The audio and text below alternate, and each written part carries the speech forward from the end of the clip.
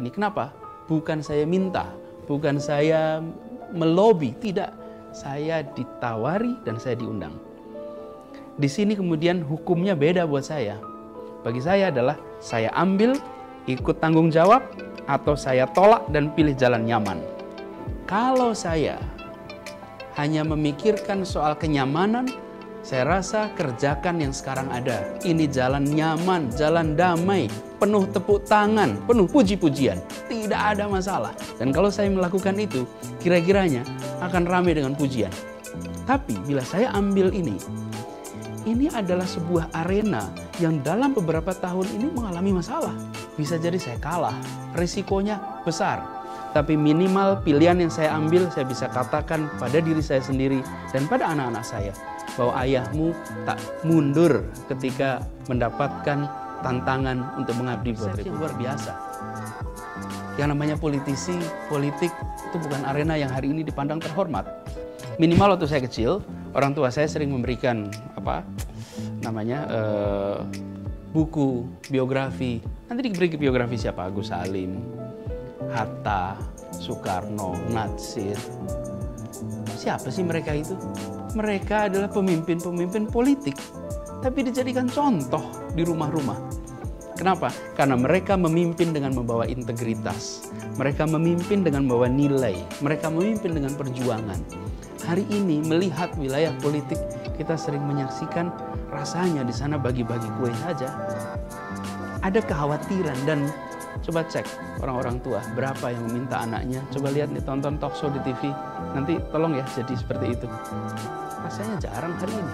Di sisi lain, urusan pangan, urusan pendidikan, kesehatan, perumahan, transportasi, infrastruktur, siapa yang memutuskan? Yang memutuskan adalah mereka-mereka yang berada di wilayah politik. Jadi, di satu sisi tempat ini adalah tempat yang menentukan kita, dan mereka semua yang berada di wilayah politik ini mewakili kita dan bertindak atas nama kita. Segala yang mereka katakan, yang mereka lakukan adalah atas nama seluruh bangsa Indonesia. Nah, saya dalam situasi di mana saya harus pilih. Saya ambil jalur yang biasa nih, yang sekarang, atau saya pindah dan masuk di wilayah ini. Kenapa?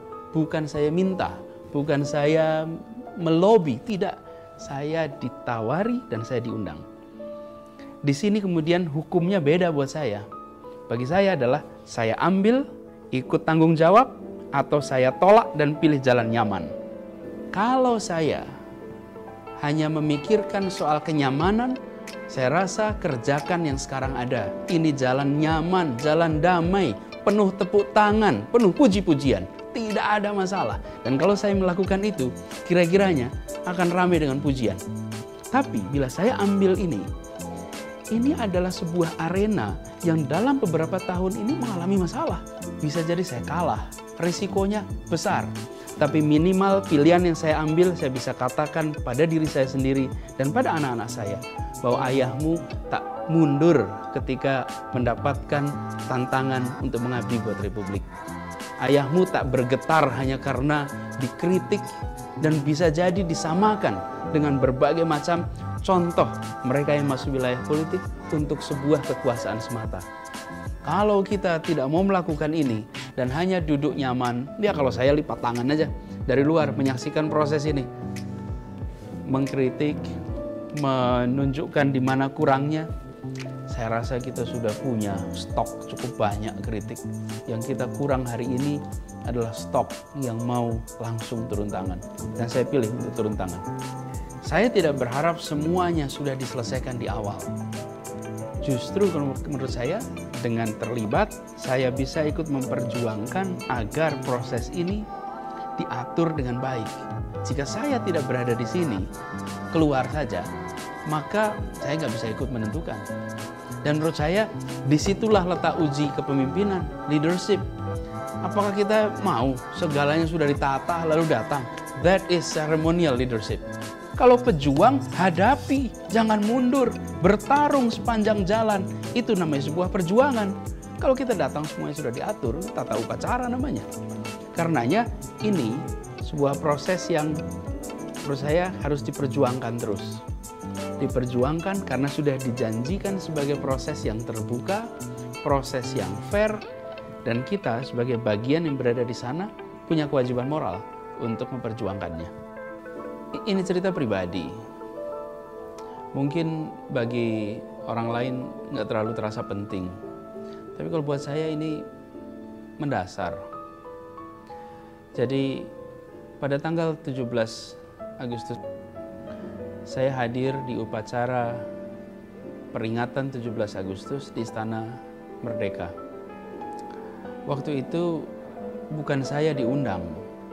Saya hadir mewakili ahli waris A.R. Baswedan, kakek saya. Jadi yang diundang adalah ahli waris. Saya datang ke sana karena saya yang berada di Jakarta. Lalu mengikutilah upacara itu. Dan bendera itu dinaikkan ke atas dengan Indonesia Raya dalam hitungan menit sampai di puncak. Pada saat proses itu terjadi, saya lalu membayangkan saya berdiri di sini mewakili kakek saya yang dia hibahkan seluruh hidupnya untuk perjuangan menaikkan bendera itu. Bendera yang naik ke atas sana itu lewat iuran darah, iuran tenaga, iuran nyawa jutaan orang Indonesia. Dan waktu itu kakek saya termasuk dalam proses itu, dan saya berdiri di sini mewakili dia di tempat itu.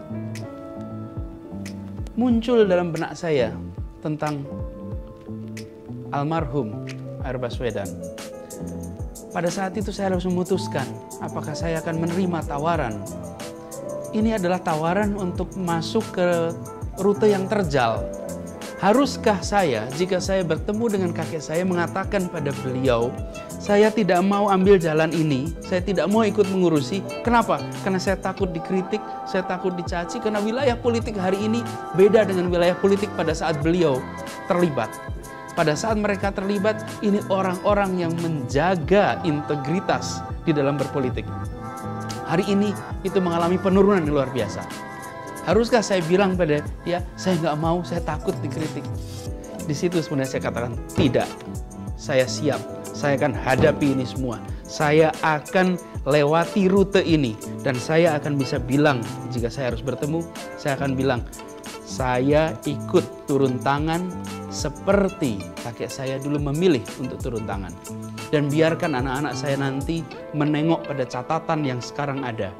Bahwa orang tuanya tak mundur, orang tuanya tak gentar hanya karena khawatir dikritik sana-sini.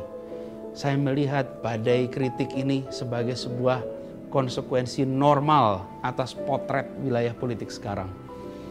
Jadi pada saat 17-an kemarin, itu sebuah turning point yang luar biasa.